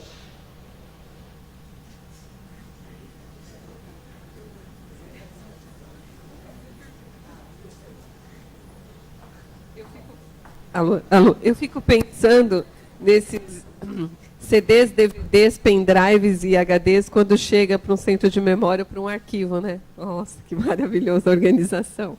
A gente passa por isso. Vamos aproveitar esses 15 minutinhos antes do café para a gente fazer algumas perguntinhas. A Solange vai passar, as meninas vão passar para recolher com vocês quem já tiver pergunta, e eu vou dar continuidade àquelas da manhã, tá bom?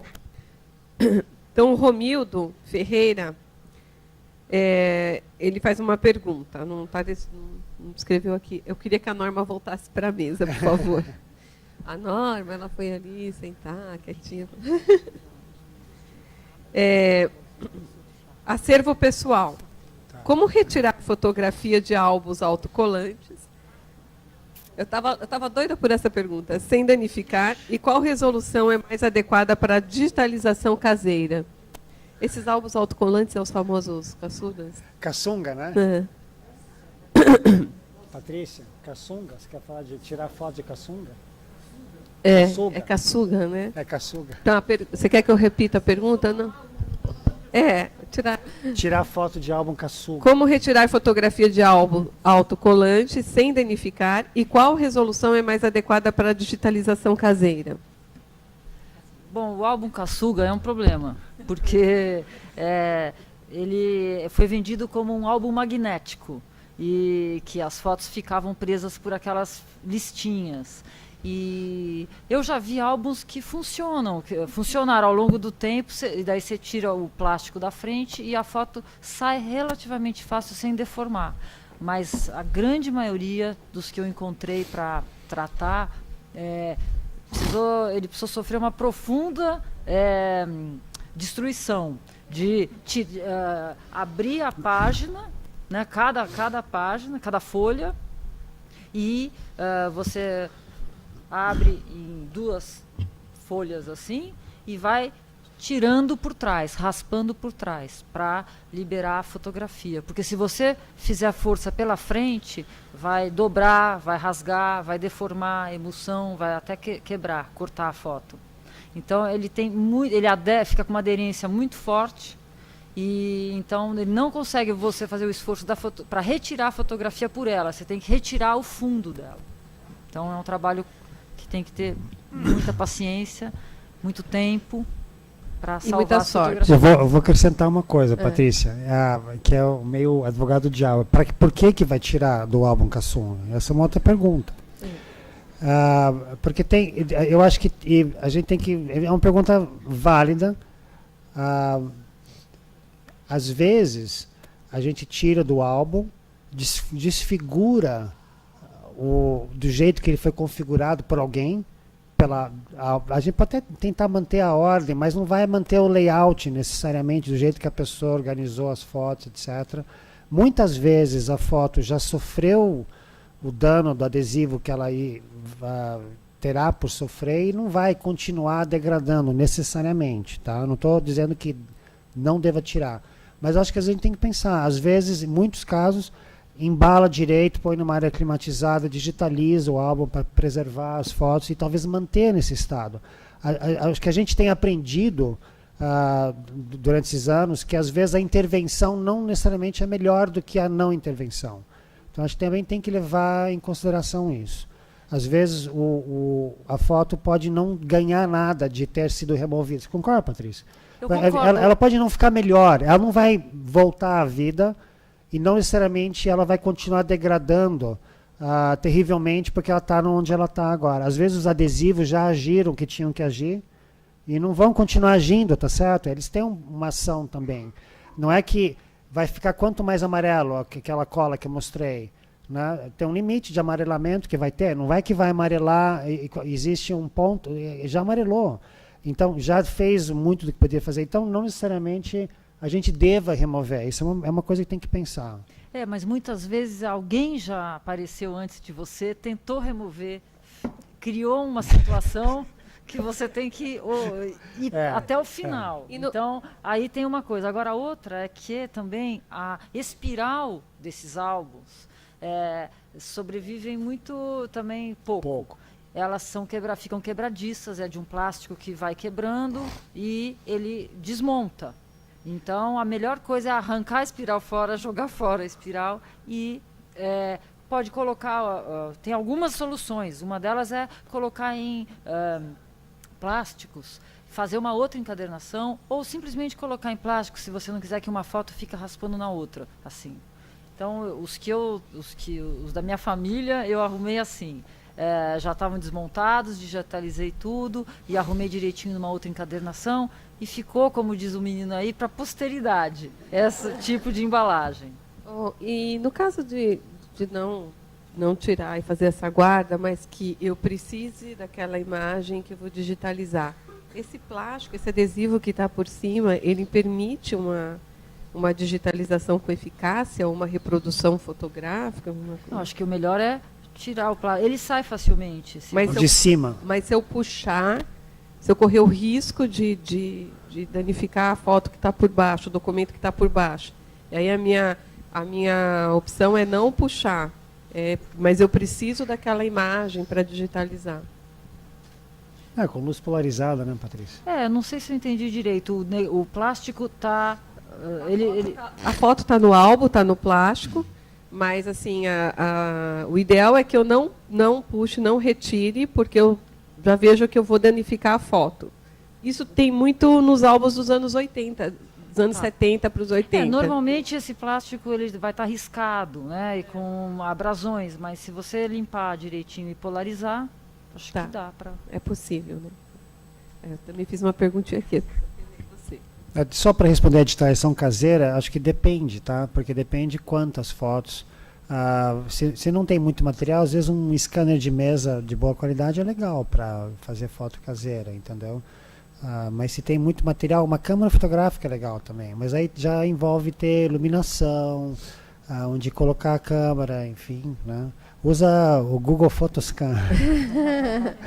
Então, assim, se alguém quiser depois conversar pessoalmente, mas acho que tem algumas variáveis, né? Se você tem dos 300 fotos caseiras, não vai comprar uma máquina fotográfica e fazer isso. Acho que um scanner de boa qualidade faz isso, não tem uma puta produtividade, mas é bom. A pergunta de Gabriel Lupo para Patrícia. Em um contexto de baixo orçamento ou em acervos pessoais, na impossibilidade de instalação de ar-condicionado ou controle de umidade, quais as melhores alternativas ou as menos piores? Acho que tem que procurar um local isolado da umidade, o máximo possível. Do sol, né? Tirar de uma janela que entre sol, fique quente, depois à noite frio, e não colocar numa garagem úmida, enfim. É caseiro, mas tem que ser limpinho e bonitinho, não precisa ser escrachado, né? Mesmo porque você não vai pôr ar-condicionado, mas eu acho que tem que tomar cuidado para ir para locais que normalmente sobram para ser uma reserva caseira, que é embaixo da escada, na garagem, coisa assim. Então, faça uma sala direitinho e melhor seria sem mobiliário de madeira, né? O metálico é melhor, porque a madeira pode exalar também todos os subprodutos. do verniz, da madeira, enfim, de tudo. Tá respondido. A luz também, por exemplo, a iluminação também é melhor, como a Norma estava dizendo. Uma incandescente, aliás, não existe mais, né? Mas uma de LED, por exemplo, ok, melhor do que uma fluorescente com raios UV, né? E se for uma fonte de calor mais quente, deixar ligado o mínimo possível, né? Mas acho que tem que tomar cuidado, pelo menos no monitoramento. Monitorar, comprar um termohigrômetro, mesmo que não profissional, para entender se você está num ambiente que merece cuidado, você pode ficar mais tranquilo. Então é importante você saber como está aquela área climatizada, em termos de calor e umidade, né?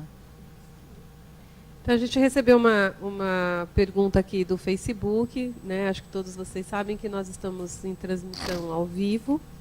E a Denise Martins pergunta: qual a opinião dos participantes sobre o projeto da lei do Senado 146/2007, que permite a destruição do original de documento digitalizado? Vamos embora, né? É o fim da picada, né, gente? Sem comentários. O pior dessa lei, além de... isso se fazia quando começou a digitalização na década de 90, que scanners de mesa eram mais acessíveis, que começou essa coisa de a gente não vai precisar mais ter papel, né? Então começou a digitalizar coisas e jogar fora os originais, e muitas bibliotecas fizeram isso e rapidamente perceberam a burrice que era fazer isso, porque em questão de anos os scanners já eram muito melhores e mais baratos e produziam resultados melhores, e as pessoas queriam ter escaneado de novo as coisas que eles fizeram mal feito com tecnologia ruim. Então, mas o que mais me preocupa dessa lei é que ela continua dizendo que os dados digitais, e a gente vai falar isso mais no final do dia, vão estar em repositórios digitais confiáveis. Tá certo? Existe norma para isso hoje, nós vamos falar sobre isso. Tá? Não existe nenhum repositório digital confiável no Brasil. Tá? Nenhum, zero. Tá certo? E isso não é uma coisa que você implanta, põe lá e pronto, está funcionando mês que vem. Não é assim. Então, assim, fazer uma lei dessas e achar que as pessoas vão guardar em lugar confiável, não vai acontecer. Então, é um fim da picada, né? Não sei se... Enfim, a gente tem que batalhar contra isso. Acho que tem várias coisas acontecendo no Congresso. Não é só isso, né? Isso é... Não, eu acho que realmente é complicado, mas eu acho que tem situações e situações. É difícil falar não jogue fora, porque depende, às vezes eu acho que realmente há uma discussão aí para se fazer. Não, eu não sou a favor, mas eu acho que tem conversa. Acho que não tem essa rigidez de falar guarde tudo que você digitalizou, né? Acho que tem situações.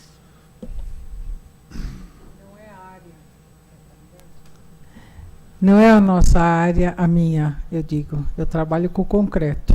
E estou muito feliz com isso.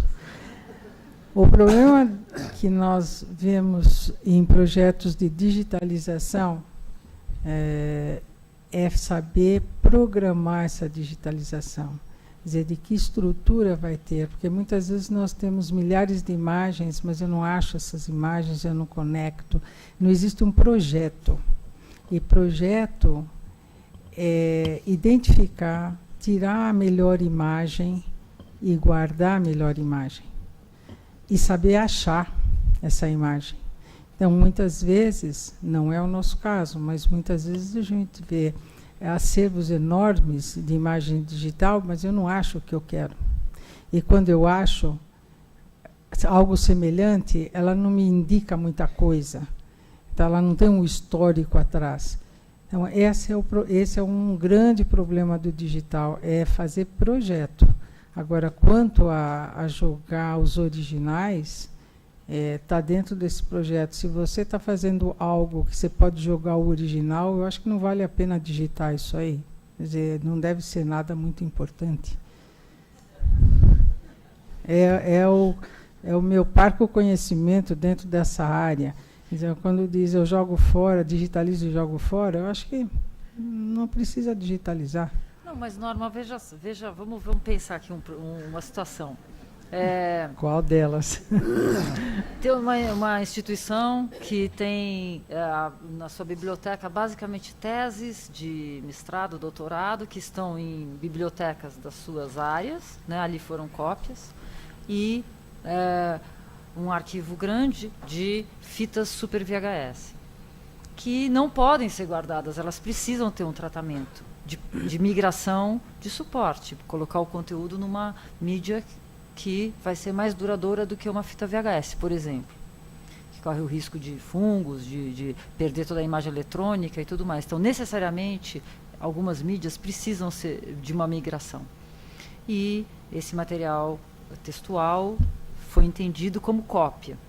Então, eu sei dessa instituição que jogou fora, fez um descarte técnico sem dó nem piedade, uma vez que estava com todo o material digital, com uma garantia de vários backups e tudo mais.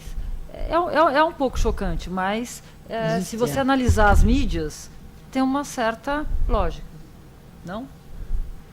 Não, é diferente do projeto de lei. Eu entendo que você está colocando, mas o projeto de lei é um pouco diferente. Não, o projeto de lei é diferente, não só para é colocar diferente, outros digamos, parâmetros mesmo. Eu acho que o digital é bacana para você dar acesso. Eu entendo mais dessa forma. O acesso é muito mais fácil quando vem digital. No caso aqui do Arquivo do Estado, tem muita pesquisa em jornal. E jornal é um material que acidifica, envelhece muito rapidamente. Naturalmente ele envelhece e ele fica difícil da gente manusear. Então a digitalização é perfeita, mas ela é para o acesso. Então, se para o usuário eu tenho que ceder a imagem e ele ocorre o risco dele danificar o meu jornal, ele desce, o pessoal da biblioteca desce esse documento para a conservação estabiliza isso e dá para o setor de digitalização. Então, aí sim, eu acho que é um projeto de digitalização de jornal. Eu acho que aí tudo bem, porque é super frágil, tem que dar o acesso, e o tratamento dos conservadores permitem essa digitalização. Agora, esses documentos que nós estávamos comentando aí, de digitalizar e jogar fora, o original é meio complicado.